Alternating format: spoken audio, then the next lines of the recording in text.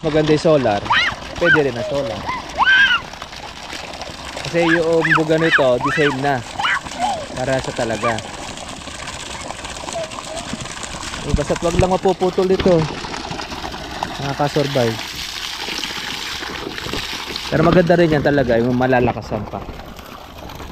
Pag nalakasan pa yan, okay na siya. Mayroon na tayong source of water. Ayun, pag nalagyan po natin ng tubo ng hose, dire-diretso na doon para yan, kasi mahaba ito. Talagang mahihirapan tayo sa patubig pag sa kanal natin pararaanin. Alam ko ganito yung tubig natin. Oh. Pwede yan, kung malakas yung buga niya, okay lang yung ganyan kanal. Oh. Saka medyo maiinit kayo pagka dyan yung pararaanin. Kapita nga tayo doon sa kayo. Buti nakaabot po kayo. Kala ko gagabihin na kami ng gusto. Diyan kami nanap.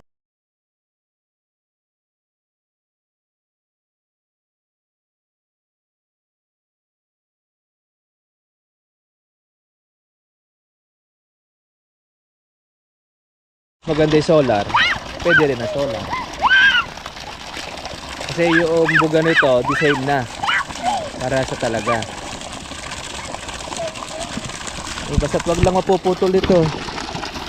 Nakaka-survive. Pero maganda rin yan talaga, yung malalakasan pa. Pag nalakasan pa yan, okay na siya. Mayroon na tayong source of water. Ayun, pag nalagyan po natin ng tubo ng hose, dire-diretso na doon para yan, kasi mahaba ito. Talagang mahihirapan tayo sa patubig pag sa kanal natin pararaanin. Alam ko ganito yung tubig natin. Oh. Pwede yan, kung malakas yung buga niya, okay lang yung ganyan kanal. Oh. Saka medyo maiinit kayo pagka dyan yung pararaanin. Kapita nga tayo doon sa kayo. Buti nakaabot po kayo. Kala ko gagabihin na kami ng gusto. Diyan kami nanapat sa kawa, sa Muñoz. Mayroon palang daanan dito sa kawa. Ito po talugtog. Mulan din na rin ng malakas dito no?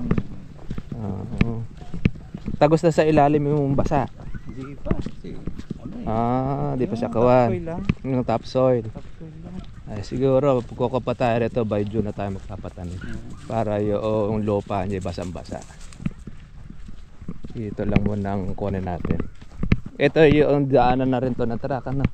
Yung harvester dito dumaan. Dito. Lakas sumira ng lupa ng harvester. Kaya nga. Dapat ang maging daanan nyo dito na lang sa gilid para sayang itong espasyo na to. Kasi gagawin lang daanan yan pagka ayan diretso. Diretso para nakuha ng harvester. Ayan maganda na pala yung pagkapatag na niya. Nilalagyan ko ng barbecue stick. Oo, at saka yung sukat. Para ano sir ginawa ko 3x3. Tama lang po. Ilan po talaga yung magandang susukat po natin. Tapos saka kuha po natin. Pag pumatak po na yung mga malakas sa ulan, saka po natin sa hukayan. Okay ito. lang ba ito hindi na paararot? Ito. Agad? Okay na po siya. Dahil dati naman po ito natataniman na ng pala ito. Noon Kaya lang naman natin ito pinaararuhan kung sadyang asukal, tsaka kung talagang totally hindi natatamnan, doon natin siya pinaararuhan. Pero kung naaararuhan naman na dati tsaka natamnan na, okay na yun kahit din na po natin ito siya. Cultivate. Laki naman ng duruan mo Laki ng duruan dyan, stick ng barbecue. Isaw. Ay, isaw. Kailangan tatanda mo maigi. Wala kasing mabili dun sa bayan. Oo po, yung stick sana ng banana Q. Well, okay na rin yan. Basta siya lang ba nagsusukat? Opo. Bagay, kayang-kaya naman yung 3. bossing Ayun, sakto lang ito. 3. Yung kuha na ito, ibababa natin. Yes. Opo, ikukuha na lang kahit isog na lang natin dito. Konti. Di baling dito. Kasi mahirap natin tubigan na yan Di baling medyo magkadikit sila ng konti. Okay lang yan. Sa yung lahat ng matatapat sa pantok, bababa po natin. Yasog po natin siya. Para hindi siya, mahirap natin tubigan dito pagka tagaraw At least dyan siya nakakawan sa baba. Kaya madali lang i-adjust yan. Tapos dito, okay lang naman. Tapos at yung gilid, doon na po natin yung daanan. Ay, pwede rin kayong gumawa ng daan doon kung papaikot. Kaya lang kakainin din ibang lupa eh. Bali, ginawa ko dun sir, sa gilid. Ano, 4 meters. 4 meters. Ayun, pwede yun. Mula dun sa bakod. Para naman na hindi siya Pwede kung sa kabila. pwedeng daanan yung gilid. May nabuhay palang kalamansi sa kabila, ano? Ano po yan sir? Lemon. Lemon. Oo, akala ko kalamansi. Ganito kalalaki yung bunga. Oo. Maganda sana kalamansi tinanim niya. Dito 4 meters, dito 5 meters. Yung konti. Kalsada. Kasi tama lang yan. Para nun pagpasok noong daan. Actually, kahit kolong-kolong na makapasok niya, pwede. Dahil yun po ang hahakot ng ating abono. Tsaka ng ating harvest. Malambot masyado. Pag naulan, babalaho yung sasakyan ko. Dito. Oo, kailangan talaga kuwan yan. Pero pa pwede ninyo ikuwan dito yung kartilya. Pagka maghahakot na halimbawa ng pula. O kaya mag-hire lang muna tayo ng mga kolong-kolong. Kolong-kolong o kaya noong kariton, kalabaw. Ayan, okay na, madadaanan natin yung daanan na yan. Gilid. So, sa estimate nyo sir, 1,000 papasok dito. Yung 3x3, no? 3x3. Dahil mahigit sa hektarya ito, di ba? 1.5. Ginamit ko yung mga 2,000 square meter. Ay, sakto lang. Oo. Yung sa 1,000 na yun, meron pa kayong mga space pa doon. Pero sakto lang siya. Kakaltas pa natin yung 400 Itong square meter. palaisdaan. Ay, sakto lang. Kasi yung kalsada pa na 5 meter. Ay, may allowance na siya nun. Ay, sakto yung ko natin. Ayan, maganda yung sukat niya. Ayos yan. Kaya lang kailangan matalas ang mata nito pag mag-uukay. Stick na ng choba yun. Ang plano ko sir, di ba nalagyan na namin ng stick? Pabutasan ko na agad. Pwede rin. Tapos para noon, hindi na siya makakuha na siya. Palagyan ko na ng kanal para matubigan. Pero kayong kuhan, yung parang yung umiikot yung barena. Pwede rin yun. At least mabilis siya. Pag malambot na yung lupa, pwede nyo na yung barena. Saglit lang. Hindi kuha naman yun eh. O di man kaya, pwede rin. Subukan din yung pala. Mas madalis kasi pala pag malambot ang lupa eh. Tutubigan na lang. Tutubigan kasi doon sa digger. Sa digger kasi kumakapit pa kami sa yung lupa eh. Okay ito. Yung kanya na yan, space niya. Nakikita nyo? Nakikita naman natin yung mga stick eh. Basta dito lang tayo magkukuha nito. Basta magkukuha na ibababa lang natin. Para siya ang magiging pinaka-harang pag magtutubig. Yung gagawin natin sa source of water, gagawin na lang tayo ng daanan ng tubig dito. Para nun pag tag-araw, maglilimit tayo ng tubig. Dahil yung source natin Pero pag lumakas-lakas pa yon, pwede na. Baka kumuha pa yung ating kuryente. Ang isa pang plano ko dito, deep well dito, itatapon sa fish pond. Pwede doon. Tapos surface pump. Yung pwede. Pwede rin po nating imbakan yan Lagyan nyo, kalatan nyo lang po ng solepen. Yung talagang pang imbakan. Para hindi ito hindi siya matuyo kagad. Pag taga-araw, makakasurvive yan. Kung ilang patubig, magagamit natin yan. Tsaka na lang natin gagamitin itong ating submersible. Pwede yun. Kasi ito naman dire-diretso Pagka kasi tayo gagawa pa ng tangke sa taas, the same din naman matrabaho pa. Merong flat na lupa doon. Pwede pala kayo. Pwedeng gawing fish pond. Fish pond. Yun ang imbakan nyo ng tubig. Tapos pag magpapatubig, bubuksan lang yung gate. Pwede. Agos na rito. Para mabilis. Mabilis po yung tubig. Kumbaga sa gabi, mag-iipon siya ng tubig. Ayan po, yung malaking pitak niya. Malaking yun yung parang pinakakuan niya. Reservoir.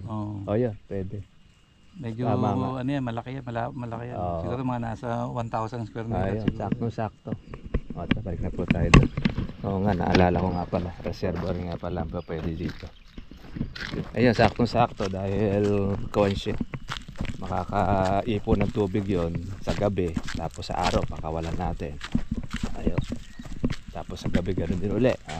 Saktong-sakto, makakasurvive yung kalamansi natin. Ganyan din po yung lakas ng tubig dun sa kay Sir Ponce. Yung submersible. Yun din ang nakasurvive din sa Calamansi rin yun. Kapag pabaon din siya doon sa kabila rin. Kaya malaking bagay, at least may tubig tayo nakuha. Pero kasi iba nagpapabaon, totally wala talaga tubig. Oo, wala pong makuha. Ano yan, first try. Oo. Ilan tubo po ang... 4 kalahati. Mababaw na lang. Mababaw siya. Wala bang nakuha ng mga bato? Nasa gasaan noong nag-drill. Meron. Meron din. Ito po yung pinaka-ano, pispan. Ito. Opo. Ito po yung gigit niya. Oo. Ayan, ito. Ibakan to ng tubig. Saan dadaan yung sakyan natin dito? Dito sa gilid. Dito sa magkukuhanan, no? Kasi ito yung hindi makukuhanan eh. Sabihin, ito yung pispa natin. Opo. Pwede. Kailangan pala, ito rin dapat may plastic din. Opo. Parang reservoir din natin.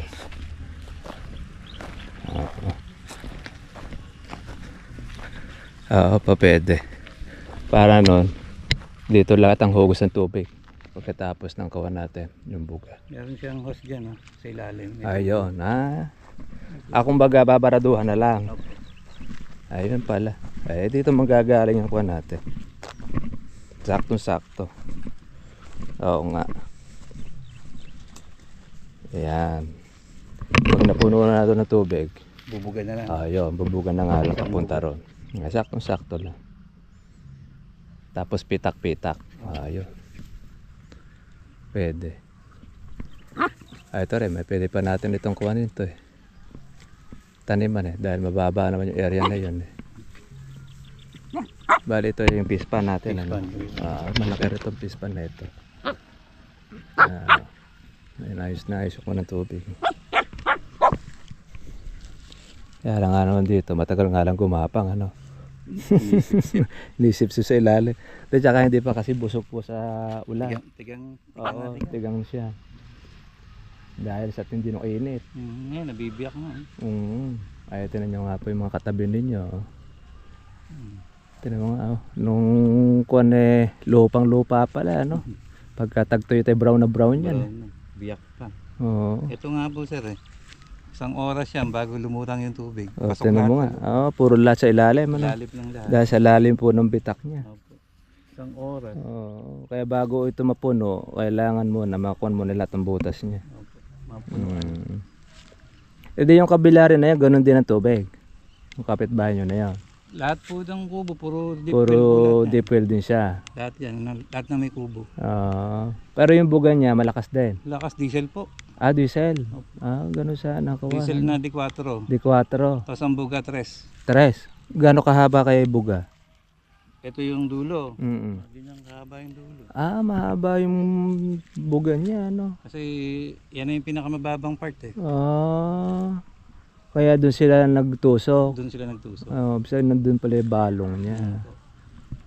Oo nga. Ay di bale. Kung naman na tayo, makakaipon rin tayo ng tubig dito. Importante dito. Saka meron naman na tayong reservoir dito na palaisdaan. Patras na po tayo. Okay, yung kuha niya. Pagka nagdiretso po yung ulan, ayan, pwede na po natin itong hukay pagkatapos ng sukat yung manong. Lalaro yung aso. Ito yung alaga din yun, ano? Parang Baboy. babae. Babae pala. Paglalaro niyo ang aking pantalon. Maharot. Maharot niya.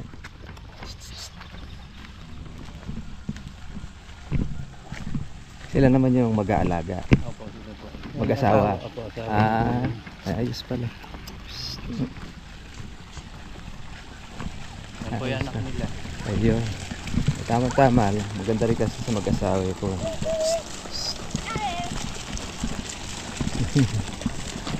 Kaya namin yan, libre sa tubig.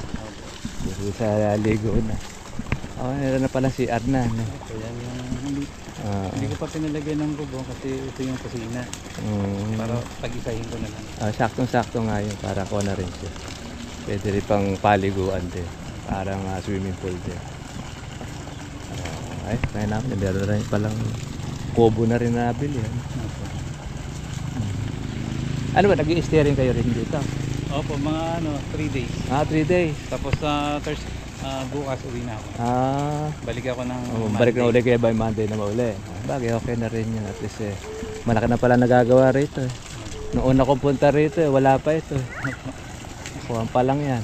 Yan, yun pa lang noon. Ang hirap nga po kasi wala akong CR dati. Oo, yun yan mahirap. Walang tubig. Walang tubig. Ngayon, okay na siya. Ayos na. Unti-unti na-develop na yan ko. Yun pa. Sige po, sir. Sige po, sir. Wala lang po tayo. No? Pagkakuha na hukayan na lang uli yan. Kasi yung sukat-sukat. Konti-konti na lang pala. Pwede nang makuha na po yan. By June na tayo. Opo, June na po tayo magpapatali. Magkuha na tayo. Tawag dito. Papa-reserve na ako ng kuha. Ng pula. Opo, 1,000 na pula. Ano ba yung kuha natin? Kalahati ba? XL o kuha? Yung drum set. Kung XL po. Sa XL po kasi, maganda rin na XL. Isang taon may get. Sa drum size naman natin, 6 na buwan. Kumbaga, mas advanced kayo doon sa drum size. Yun yung malalaki, mas malalaki pa sa akin. Sa piloto, puro mga drum size yung mga kinuha, kaya pinagaan yun. Sabi nga ng kuha, pwede nyo hatiin, 500 o... Kalahati. Oo, kalahati. Pwede rin. Sige po, kung magkano po yung abuti ng budget. Sige po. Para pa at least continuous Mapa-reserve na. Okay.